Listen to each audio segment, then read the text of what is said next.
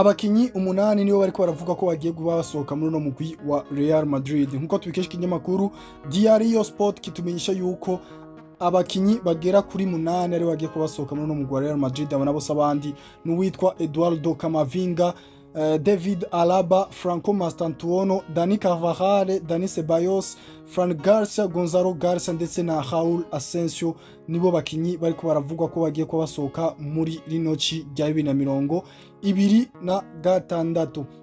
Ikinyamakuru Diario AS naco kitumenyesha yuko umugwi wa Real Madrid hamwe n'uwitwa Vinicius Junior bari hafi yo kongereza amasezerano muri no mugwi w'Abaros Blancos. Bivuga yuko ibiganiro biko biragenda neza cyane kandi ata n'amakinga gihari kubijyanye n'iyongereza y'amasezerano y'uwitwa Vinicius Junior.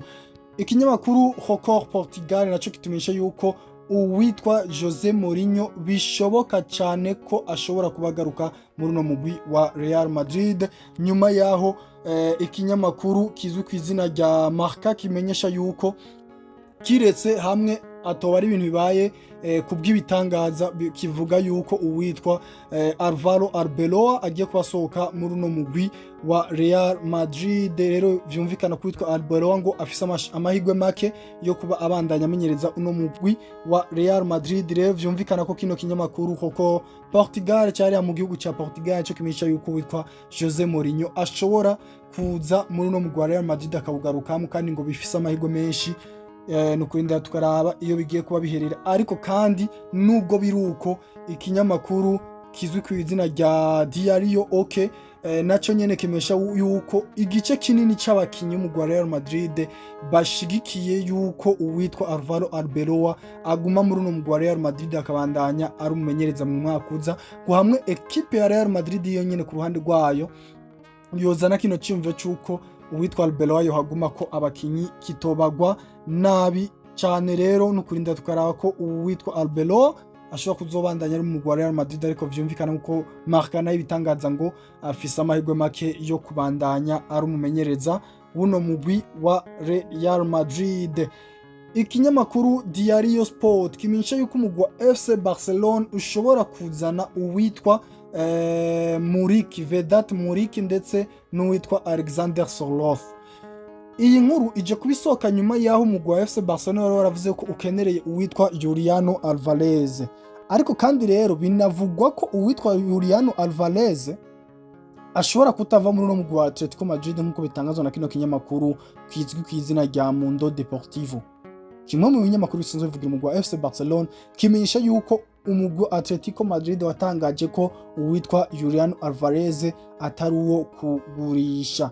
Ivyo rero bikaba vyatumye umugwi FC Barcelona ubona ko abashobora gusubirira cyangwa se kuza gukina mu kibanza bo bazanyemo uwitwa Juliano Alvarez aruno deuxième meilleur buteur wa La Liga ariwe Vedat Muriq w'ibitsindo 21. Uno mwaka amaze kwa yinjiriza no mugwi wa Real Mallorca, ariko kandi ubundi muntu bari ko baravuga banugwanugwa ko ashobora kuza muri umugwi wa FC Barcelona n'uwitwa Alexander Sorloth nkuko bitangazwa na kinyamakuru Diario Sport. Nukurinda tukaraba ivyo kurondera nimero 9 muri umugwi wa FC Barcelona iyo bigiye kuba biherera. Ariko kandi siyo nkuru yonyine iri kiravugwa muri umugwi wa FC Barcelona nkuko bitangazwa ikinyamakuru Cadena Cop kimenyesha yuko umugwi wa FC Barcelona nturemeza ko uwitwa Robert Lewandowski cyangwa uwitwa Ferran Torres wabagiye kubandanya kuguma muri uno mugwi. Rero nukurinda tukaraba hagati witwa Robert Lewandowski cyangwa Ferran Torres ugiye kubasohoka mu ci tugiye kuba tujamwo cyangwa ko bikunda ko bose n'ubundi ashobora kuba basohoka muri uno mugwi wa FC Barcelona. Ikinyamakuru kandi Diario Sport kibandanya gitangaza ko umugwi wa FC Barcelona uri kurakora ibishoboka vyose kugira ngo bashobore ko basimbana umusore ariwe Alessandro Bastoni nyuma yaho uno mugwi wa Barcelona wamaze kuba wumvikana n'uno mukinyi w'inyuma wa Inter de Milan. Ariko rero kubwo ikigozi ciwe kizimvye cyane kiri hejuru cyane hafi y'imiliyoni zigera kuri 80 z'amanyaburaya, umugwi wa FC Barcelona kurarondera gushiramwo abakinyi muri deal kugira ngo bikunde ko bashobora kugabanurirwa amahera yo kugura uno musore. Equipe FC Barcelona rero ngo yiyumvira kuba yoshiramwo muri no deal umukinyi azwi ku izina rya Rooney Bagi kugira ngo bashobore ko baronka uwitwa Alessandro Bastoni vyoroshe nkuko bitangazwa na kino kinyamakuru cha Diario Sport. ariko kandi muri FC Barcelone nkuko bibandanya bivugwa umugwi wa FC Barcelone urifuza cyane kugumana uno musore ari we Joao Cancelo. Umugwi wa FC Barcelona rero kubwo warasabwe miliyoni zigera kuri 15 no mugwi wa Al Hilal usanzwe wegukira no mukinyi ari we Joao Cancelo. Bivugwa yuko umugwi wa FC Barcelona wifuza gushiramwo umukinyi Marc Casado kugira ngo bashobore kuba baronka umukinyi azwi ku izina rya Joao Cancelo canke se umugwi wa Al Hilal wemeye gusura kubatiza, ariko navyo ni ibintu bigoye cyane. Umugwi wa Al Hilal wo wifuza amafaranga, akaba ariyo mpamvu umugwi wa FC Barcelona ugiye kuba ushiramwo uwitwa Marc Casado muri yo deal kugira ngo barabe ko vyokunda ko bagumana uno musore azwi ku izina rya Joao Cancelo waje kuba batizwa muno mugwi wa FC Barcelone. Iyindi nkuru iriko iravugwa niyo umukinyi azwi ku izina rya Bukayo Saka, bivugwa yuko yoba agiye kuba asiba inkino zigera kuri 14 atari karafasha uno mugwi wa Arsenal the Gunners kubw'ikibazo c'imvune yaje kuba agira no kurinda tukaraba iyo bigiye kuba biherera kubijanye n'uno musore azwi ku izina rya Bukayo Saka. Iyindi nkuru iriko iravugwa niyo witwa Serge Gnabry nkuko bitangazwa na ikinyamakuru cyo mu Budagi